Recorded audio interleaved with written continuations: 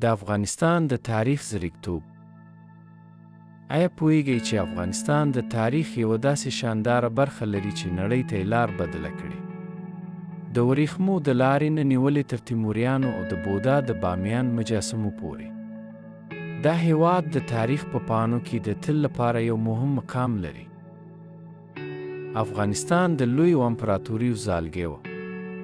ډېر اوږد تاریخ لري چې د پردیو امپراتورانو لپاره د فتح کولو یوه ننګونکې سیمه ده.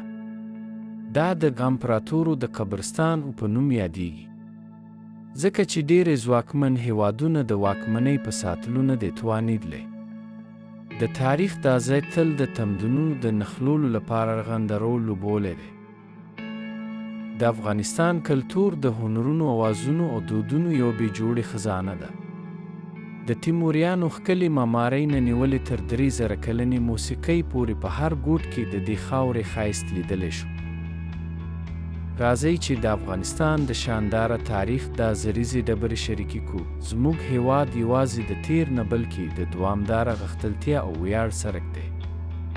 ویډیو د خوښونې او شریکولو لپاره مه هېروئ او خپل نفس د دې رنګین کلتور شاهکارونو څخه الهام کړئ.